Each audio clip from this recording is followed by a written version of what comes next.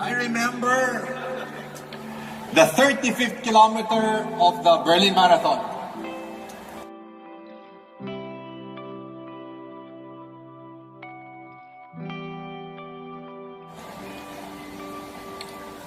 Pag marathon kasi 42, so 7 kilometers to go. And I was telling myself, nakaka 35 na ako. So siguro, slow down a bit, relax.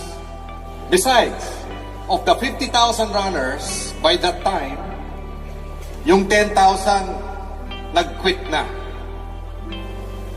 Yung 10,000 nag-iisip ng mag-quit. So feeling ko, hindi naman ako mag-quit, medyo pabagala ko lang ng kaunti. And when I close my eyes to relax, whose face do I see? My eldest son, Donnie, yung artista. Nagkasundo kami that I will reach a new personal record in that marathon, which was my maybe 8th or 9th marathon. And I remembered, meron palang chip dun sa aking numero at tinatrack niya ako sa computer online. Ibig sabihin, every kilometer, he knew my time. At malalaman ni Donnie, habang pinapanood niya, na pagdating dun sa 35th, bumagal na ako. And after the race, I know that already my son would ask me, Dad, what happened to you dun sa 35th? Kasi medyo bumagal ka. Now, kung sobrang cramps all over, so son, grabe, I was cramping all over. Pero tinapos ko pa rin. Bilib siya. Wala namang cramps eh. Or maybe I could have said, grabe, mali ang hydration ko, mali ang nutrition ko, so nagsusuko si Daddy. Tinapos mo pa rin, bilib siya. Eh, hindi naman ako nagsusuko eh. I would have told my son, pagod na ako eh. And you know what Donnie would have told me? Dad, lahat ng sumasali sa marathon, napapagod. You quit. I gave up on the goal. If I slowed down. And he would have been correct.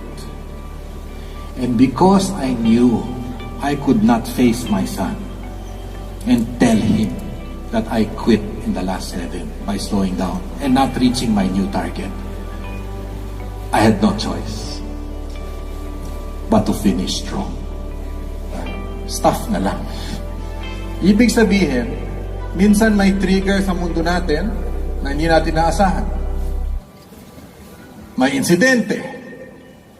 A stimulus is a force, something that you did not expect. Or feeling natin, more of the same naman eh. Wala naman nangyayari pagbabago eh. At kung minsan nadi-discourage tayo, minsan nabibigla tayo. Change is happening. Do you agree? Change is happening every day. Whether it is family, company, society, things are changing. Peter Senge is from MIT, Massachusetts Institute of Technology. Ang ganda nung kanyang illustration eh. Kumuha siya ng rubber band. Tapos, 3 nets niya. Can you see this? Okay? Vertical stretch. And I love what he said. This is your reality. Nandito tayo ngayon. Okay? This is your dream. Okay? Ito ang pangarap natin. Are you following? At dahil po may gap dun sa realidad ngayon at yung pangarap natin, meron tayong nararamdaman. Ano yung nararamdaman natin? Dahil dun sa puwang na yun, dahil sa gap, what do you feel? Pressure, stress, tension. You know what Senge said? S-E-N-G-E. That tension is good.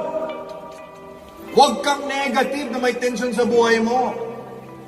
Ang importante, yung tension mo ay dahil may pangarap ka sa buhay. Because that vision pulls you out of bed in the morning. Hindi ka mabangon kung walang pangarap. Are you following? He calls it creative tension. It inspires you to move forward. There are only two ways to lessen the tension. Kasi pag sobra naman ang tension, ano mangyayari? Bibigayo. Tama ba? Dalawa lang ang pwedeng mangyari para mabawasan ang tension. You change your reality and move towards the vision. O pwede rin yung isa. Huwag ka na lang mangarap. Mamatay ka na lang kung di ka mangarap. Tama ba? We are insatiable. And we were meant by God to move from glory to glory. Huwag kang kampante. Huwag na yung pwede na. Mangarap ka pa. But you have to accept the fact that there will be tension. Importante yung tension dahil sa vision. Are you following? 100-meter final sa Olympics. Baka mas madali ito. 100 meters ha? Takbo. Lahat ng mga tatakbo nandito sa starting line. Ito po ang finish line. Question. Meron bang tension sa mga tatakbo sa starting line? Of course! Wala naman nakaupo sa harap. Pag ano ha, tawagin nyo, selfie muna tayo rito. Lahat may tension sa simula. Lahat nakapokus sa vision.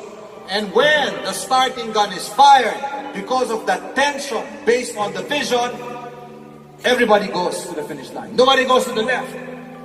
Nobody goes to the right. May dalawang magkakapatid. I don't know if you heard this illustration before, but I think it's perfect. Sometimes we have to hear these illustrations again. Dalawang magkakapatid. Isang nanay, yung isa masyadong positive, yung isang bata masyadong negative. So sabi ng nanay, gusto ko balansyado sila.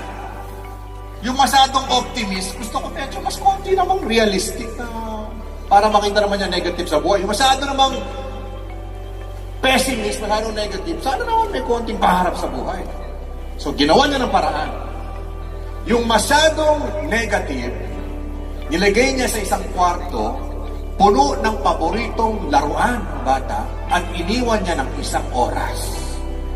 Sabi niya, siguro naman pagkatapos ng isang oras medyo mas positive na ito. Are you following? Yung masyadong positive niyang anak, nilagay niya sa isang kwarto, punong-puno ng tayo ng kabayo. Wasted. Okay? Iniwan niya na isang oras, sabi niya, siguro naman after 1 hour, mas negative na ang batang ito. After 1 hour, chinek niya. Una niya chinek yung negative na bata. Anong nakita niya? The negative boy was in one corner of the room. Walang ginagawa. Nasa sulok lang. At sabi niya, anak, with all these toys here, bakit nandiyan ka lang? Anong sagot ng bata? Precisely, mommy. With all these toys here, for no apparent reason, there must be a catch somewhere. Ano, pag negative ka, talaga negative kayo. So medyo na-down siya, pero sabi niya, siguro naman yung positive, medyo may nangyari na. So sumilip siya, hindi siya pumasok, tayo ng kabayo, sumilip lang siya. Anong nakita niya? Aba yung bata, gumagano. Sabi niya, anak, bakit? Anong ginagawa mo? Sabi niya, mom, with all this horse shit here, there must be a horse somewhere. Ha?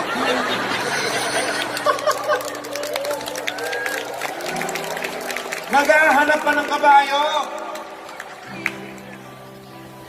Who do you think will succeed in life? The positive or the negative?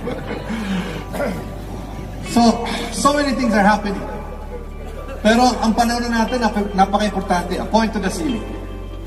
Okay, can you do clockwise circle? Clockwise, ha? Go, clockwise. Turuan nyo nga katabi ninyo clockwise. Okay. You got it so far. Now, follow me, ha? Do not change the turn. Kailangan parehong ikot at pointing up. Pero ibaba mo lang hanggat nasa stomach level tayo. Pointing up pa rin, same turn. Okay, now, look down. Clockwise pa ba? Clockwise pa ba? Eh kung clockwise pa, may problema ka sa paningin mo. Nagbabago, di ba? Maulitin nyo. Eh ba't nagbago? Hindi na magbago yung ikot. Anong nagbago? Ang perspective. This is the view from the top. This is the view from below. This is the view of the child. This is the view of the parent. This is the view of the upline. This is the view of the downline. This is the view of the subordinate follower. This is the view of the boss. All views are correct. It's a matter of perspective. And let me tell you this, the one who is able to see all the views will become the leader of all. I don't know if I shared this before. I think I have to stress it again.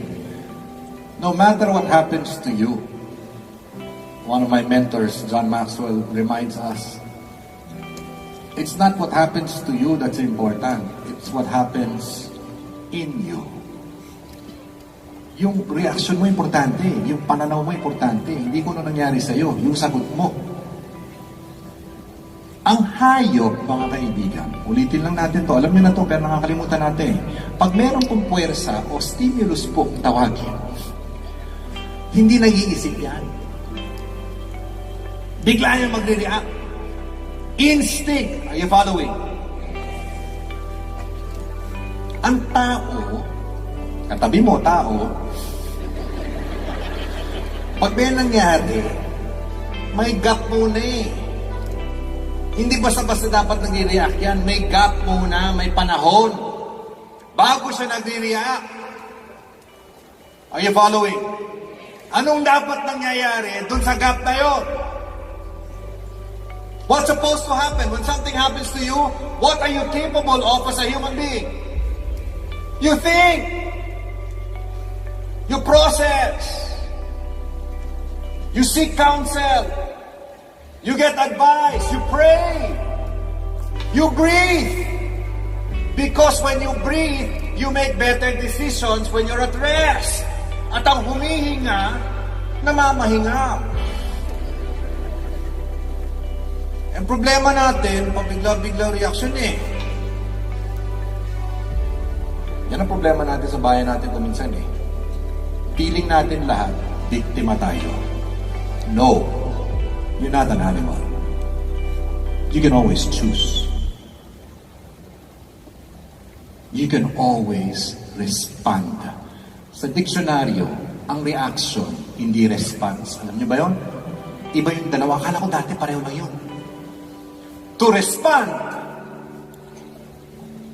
is to positively react. Hindi ko alam yun. Akala ko pareho lang yun.